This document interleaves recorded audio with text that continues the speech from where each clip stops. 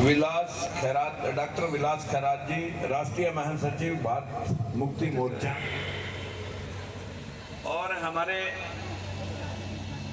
पिछड़ा वर्ग के प्रदेश अध्यक्ष भाई सुरेश जी,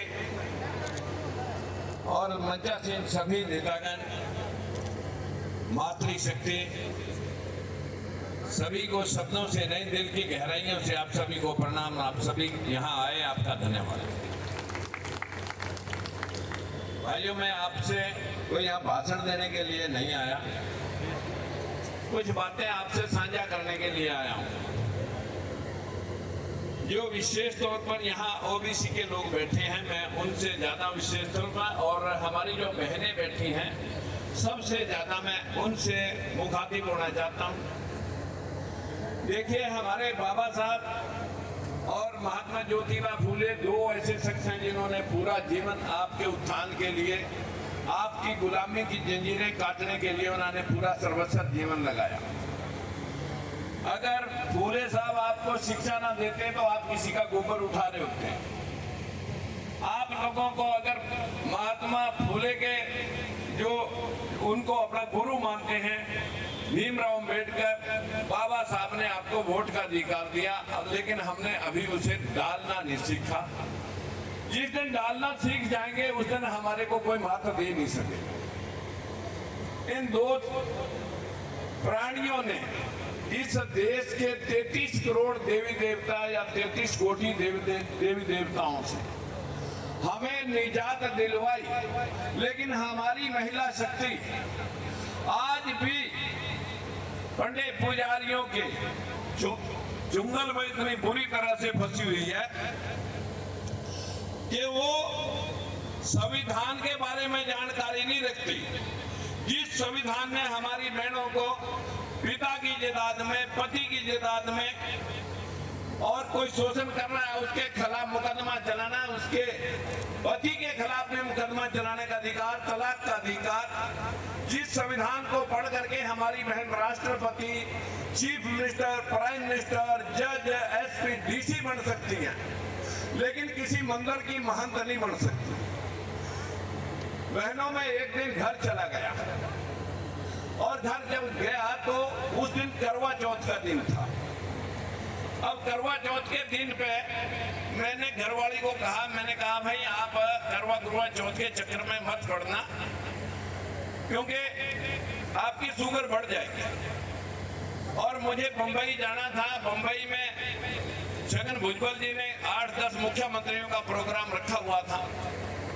वहां से जब मैं वापस चंडीगढ़ एयरपोर्ट पर से घर गया, उतर के, तो घर में 9 औरतों ने पूजा के लिए 9 खाने बना करके पूजा कर रखी। मैंने पूछा कि क्या बच्चों पूजा हो गई? हमारे घर में 9 औरतें हैं, 9 हम, 5 भतीजे, 1 बेटा और 3 हम भाई हैं। 9 हम भी जिंदा हैं, हमारी घरवालियां भी 9 जिंदा हैं। उन्होंने पूजा कर रखी। मैंने पूछा अभी तक क्या पूजा हो गई? बोले पापा पूजा हो गई। मैंने कहा तुम्हारे पति कहाँ? आज तो करवा चौथ का दिन है, तुमने उनकी शक्ल देख करके व्रत खोलना था, वो कहाँ है? बोले पापा वो तो अभी आए नहीं। मैंने कहा फिर पूजा कैसे संपन्न होगी? बोले चांद को देख के खोल दी। मैं कहा चांद को पति मान लिया? बोले बस यही समझ लो।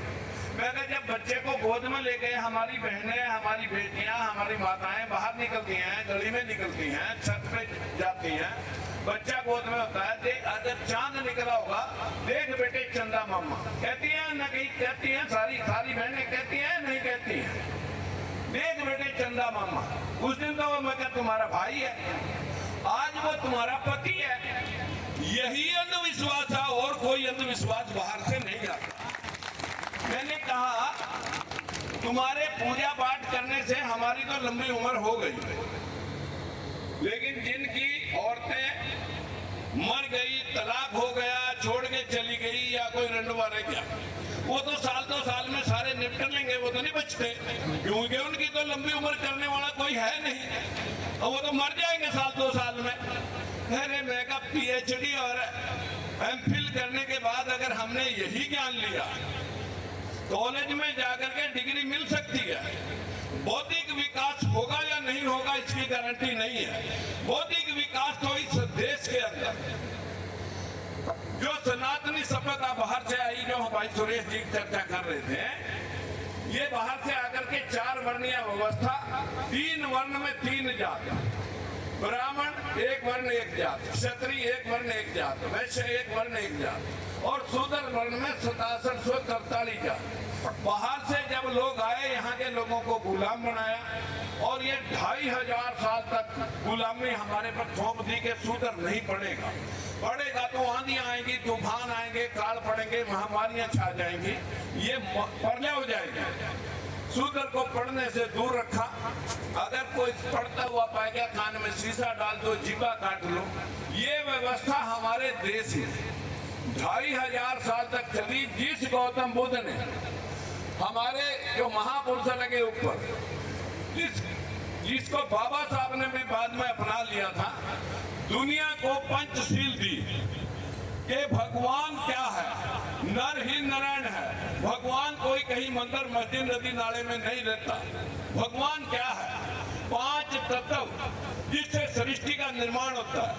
वैसे भूमि, जैसे गगन, वैसे वायु, ऐसे अग्नि और नैसे नीर। इस 5 तत्व को यहाँ पानी भर के खड़ा कर दो, 1 साल छेड़ना मत। बीज डालने की कोई, किसी भी चीज का बीज डालने की लोड़ नहीं।